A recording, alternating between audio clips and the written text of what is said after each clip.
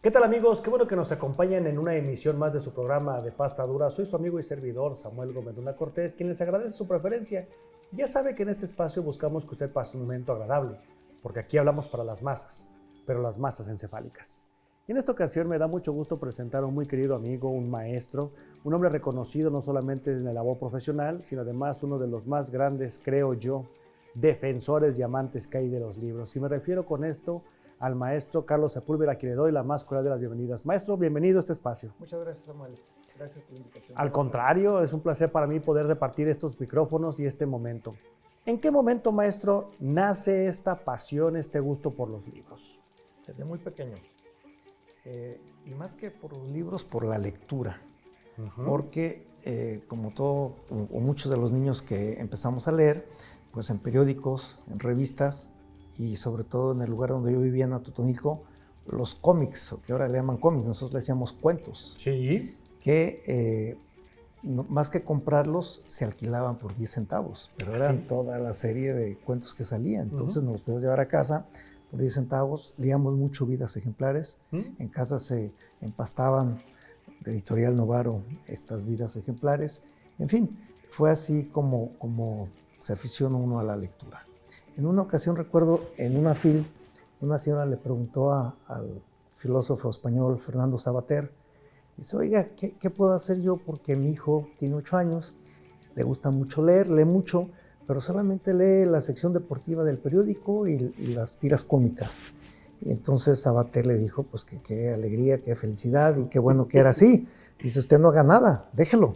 Dice, porque ahorita está leyendo eso y después va a leer otras cosas, porque ya tiene espíritu va a crecer. Sí, ya tiene el hábito y entonces pues es como se forman los hábitos, ¿no? ¿Realmente leer se contagia o se requiere algún tipo de habilidad especial? Por ejemplo, se dice que tiene que haber cierta predisposición para el fútbol, para el boxeo, para ser cantante. ¿Lo mismo ocurre con el hábito de la lectura? Yo creo que sí. Primero, pues es algo que te tiene que gustar. A mí no me gustaba, no sé, jugar al trompo o a las canicas. Me gustaba jugar fútbol, andar en bicicleta, otras cosas, es como todo, ¿no? Y segundo, sí, yo creo que debe de tener, pues sobre todo, yo creo que, sobre todo cuando uno es niño, adolescente, debe tener uno la disciplina, el hábito, pues de estar sentado, concentrado, leyendo, y no estar moviéndote y brincando y haciendo otra cosa de mayor actividad. Entonces yo creo que sí existe esto, además de que, bueno, también obviamente el medio ambiente ayuda mucho si en casa hay libros, por ejemplo en mi casa para la lectura, pues también eso contribuye, ¿no? En esa casa paterna, en esa casa infantil, ese paraíso perdido, ¿realmente los libros formaban parte de la vida cotidiana? Los libros no mucho, porque libros eran unos cuantos. La lectura sí. La lectura sí, porque se recibían varias revistas, varios periódicos nacionales y de aquí de Guadalajara.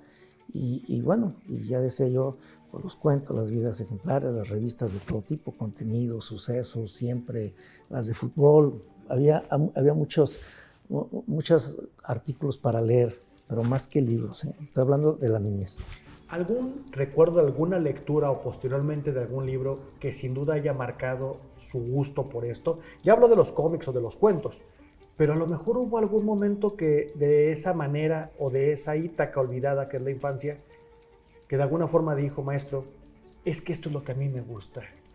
Esta es una muy buena pregunta y está muy bien planteada, y yo más que hablar de un libro voy a hablar de libros. Atotonilco, en ese tiempo estoy hablando de los años, principios de los 60, que ya tenía yo 8, 10 años, pues era muy verde, había muchas huertas de naranja, de lima, había manantiales, albercas, baños, bueno, de alberca, y muchas cosas.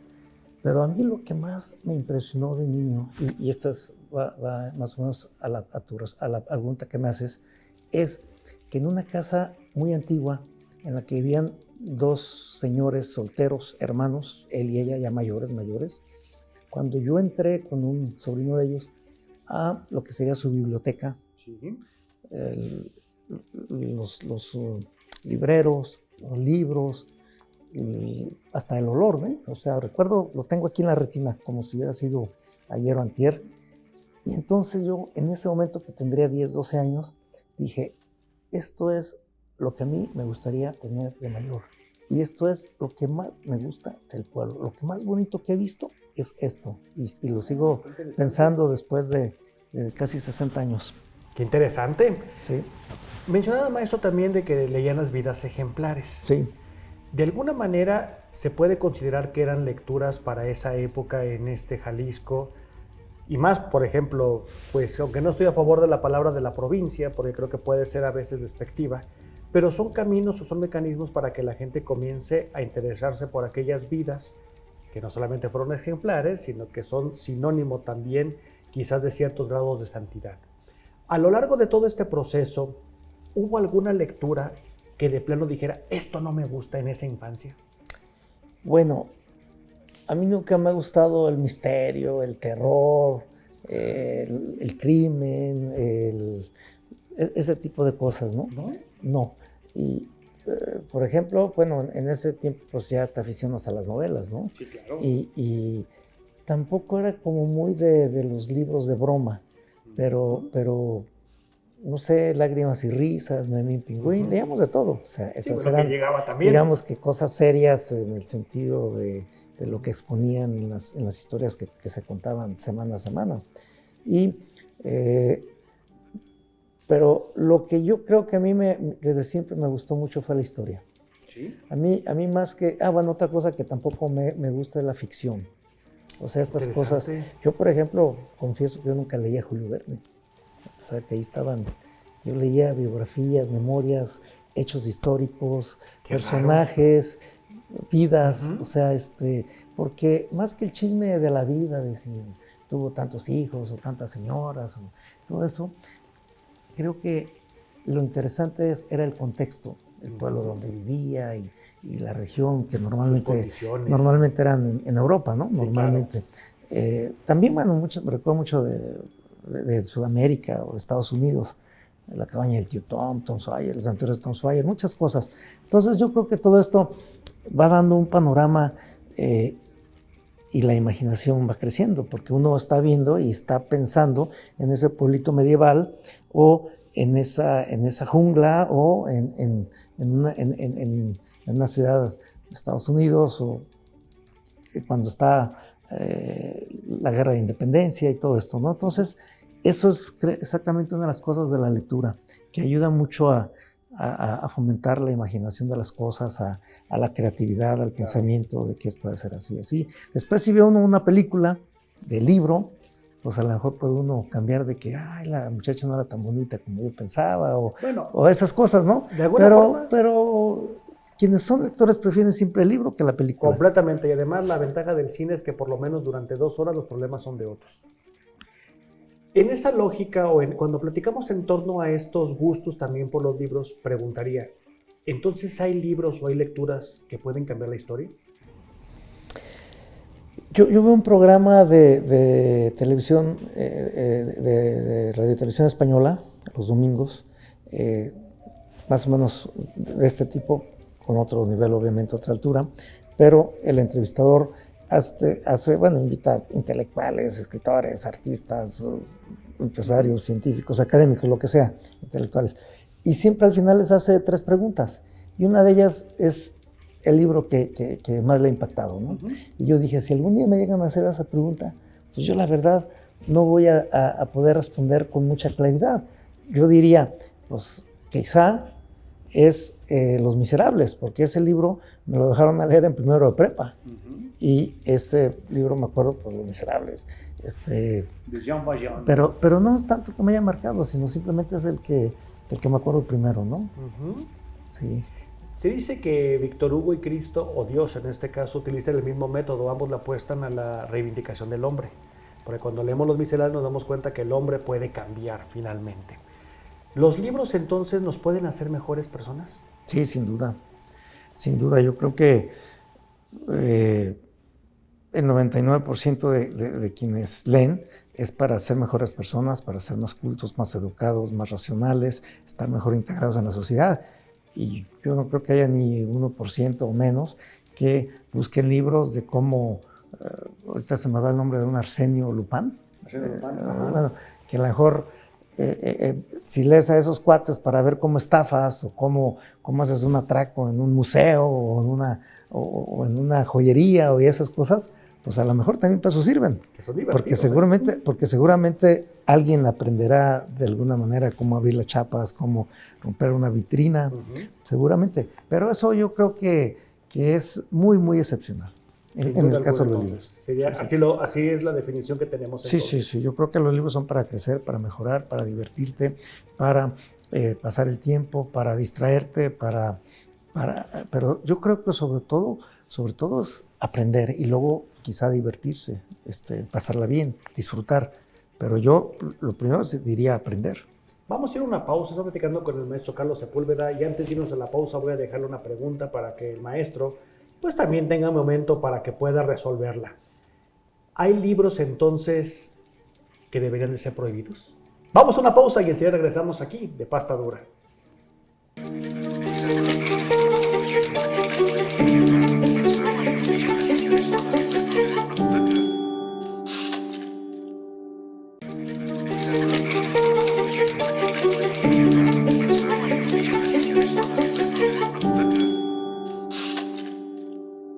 Sigues platicando con el maestro Carlos Sepúlveda aquí de Pasta Dura y le hacía una pregunta antes de irnos a esta pausa, que si existen o deberían de existir libros prohibidos. ¿Qué onda con tu respuesta, maestro? Bueno, yo creo que históricamente la experiencia de los libros prohibidos quizá en algún momento se justificó, pero hace muchos siglos. Yo creo que después del siglo de la Ilustración y de la Iluminación, pues el pensamiento se abrió a todas las corrientes y a todas las formas de ver la vida, ¿no? Entonces, filosofía, ciencias, etcétera. Y yo no creo que debió haber habido libros prohibidos, por lo menos después de la Revolución Francesa. Yo creo. Claro, realmente quien ha prohibido los libros, pues es la Iglesia Católica, porque lógicamente pues ahí hay una disputa entre alguna corriente del pensamiento y sus ideas, ¿no? Claro. Pero bueno, yo creo que eso ya está muy superado y yo creo que actualmente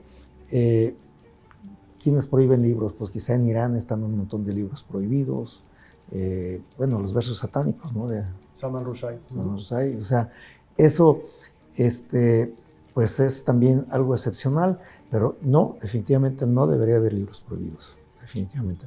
Ya desde la época de los griegos, posteriormente los romanos, se llegó a decir que no había libro tan malo que no pudiera aprenderse algo bueno.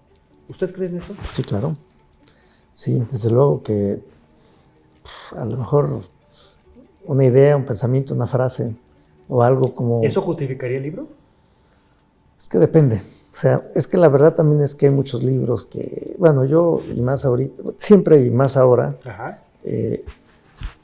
yo no, a ver, soy, no sé, o muy selectivo o muy despreciativo. O sea, hay autores que no leo. Y no porque no sean buenos. Yo reconozco que son autores excelentes, simplemente porque no me atraen. ¿Es válido? Por ejemplo, hay un género que yo he leído mucho y que he oído muchas personas que les fascina, y estoy hablando de gente culta, de gente muy instruida, que son las novelas del oeste, sobre todo en Europa.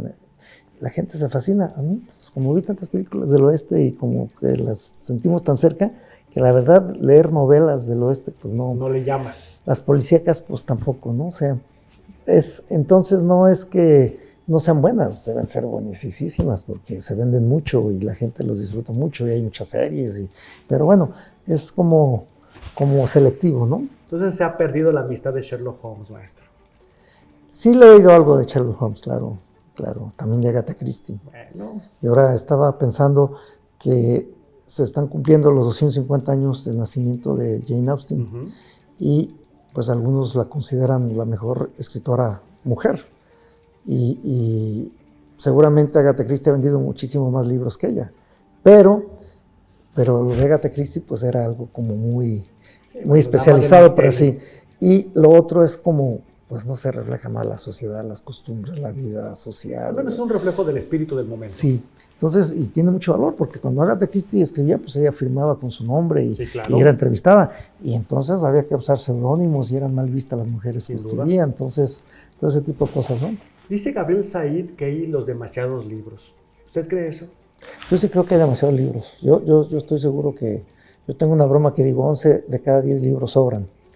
Pero esa es la respuesta que doy cuando me dicen que por qué no escribo un libro. Y yo digo, porque 11 de cada 10 sobran. Lo que quiero decir es que hay muchos libros pues, que se escriben, se publican, yo no sé si se vendan, pero realmente aportan muy poco. Y es el caso, o sea, si yo escribo un libro que voy a aportar, o sea, qué enseñanza voy a dejar, o quién lo va a leer, para empezar, quién lo va a leer. Entonces, esa es mi respuesta. Pero bueno, lo importante no es tanto que haya publicado libros o no, sino que se lean y que se aprovechen. Eso es. ¿El gusto por la lectura va ligado al gusto por la escritura? En muchos casos sí, pero yo creo que no necesariamente. Yo creo que no necesariamente. No necesariamente. Por ejemplo, esta es una pregunta que tendría de mi parte una respuesta un poco nostálgica. Yo me arrepiento de no haber hecho un resumen de cada uno de los libros que leí. Y muchos libros sí hago el resumen o hago el análisis. Sí. Esporádicamente. Cuando trae datos, cuando trae alguna información, siempre hago anotaciones, ¿no? Pero yo creo que esa práctica, esa disciplina de la escritura, vamos, en este caso, escritura directamente del libro para escribir un resumen o una idea, un pensamiento, una frase, es una buena práctica. Sin duda. Se dice, y creo que esto lo podemos confirmar en ediciones pasadas de la Feria Internacional del Libro, que cuando se hace la consabida pregunta, 3 libros que te cambiaron la historia, que cambiaron tu vida, sabemos las respuestas de antemano. Y creo que cuando una persona es lectora es muy complicado decidir cuáles son los 3 títulos más importantes o que te han cambiado. Creo que el primer libro que nos ha cambiado es el del Registro Civil. Creo que fuera de ese, los otros 2 podríamos debatirlos. ¿Usted tiene algún libro que considere, aparte de Los Miserables, que formen su santísima trinidad en los libros? Si se fuera a una isla desierta y se puede llevar 10 títulos. Esa es la pregunta que muchos hacen, sí. Bueno, yo creo que yo lo hago diferente. Yo digo, por ejemplo, vamos a decir, de los italianos, ¿cuál es el libro que digamos que creo yo, de los últimos que he leído, ¿no? Bueno, no voy a decir la Divina Comedia, que también la he leído. Claro. O sea, no lo voy a decir ni Boccaccio, ni nada. Pero hay un libro que después supe, parece ser que es el texto de la prepa, de los estudiantes italianos, o fue o era, se llama Los Novios. De Manzoni. Sí, de Manzoni. Entonces, ese. Luego, de Inglaterra hay muchos. Yo de Inglaterra tengo muchos autores, pero ¿sí? Quizá uno, así muy, 2. Uno es Middlemarch, y el otro es... ahí se me olvida Vanity Fair, ¿cómo se dice? Juego de Vanidades, sí. o de Thackeray. Sí, pero es Juego de Vanidades. Bueno, una de las traducciones es esa. Sí, bueno, ese libro me gustó mucho. Luego, de Francia, pues son muchos los libros también que por ejemplo, yo nunca había leído por flojera El Conde de Montecristo, y yo creo que El Conde de Montecristo es muy bueno. No, y luego puedes ser amigo de Farina, y bueno, eso es mejor, en El Castillo de If, claro. Y muchos otros, Rojo y Negro, de Stendhal, hay muchas obras, las que son así como muy clásicas, ¿no? Y ya no se diga pues también de los griegos y de los romanos. No, por supuesto. ¿Poesía? ¿Es lector de poesía? No soy lector de poesía. ¿Cómo? Un hombre con sensibilidad y no leer poesía. No leo poesía. ¿Qué es la prueba fehaciente de la existencia de Dios? No leo poesía. Nunca había pensado por qué, ahorita estoy pensando por qué. Porque cuando éramos niños que teníamos que declamar, a mí me costaba muchísimo aprenderme las poesías y me cayeron gordas. Y entonces mi hermano me rebasaba porque las leía y se las aprendía.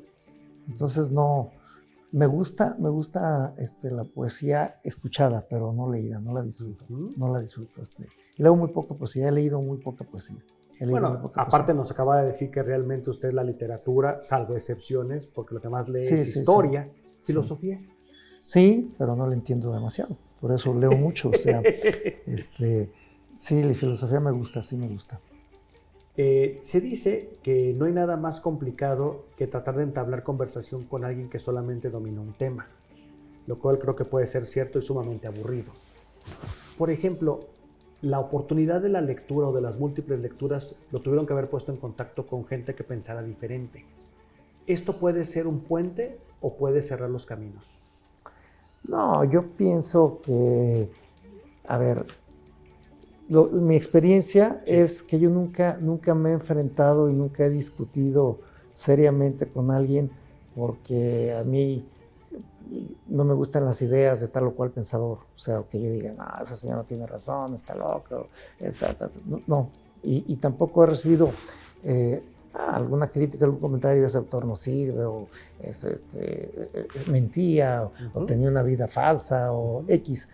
Pero no, nunca ha sido motivo de polarización, de confrontación. Entonces puede ser un puente.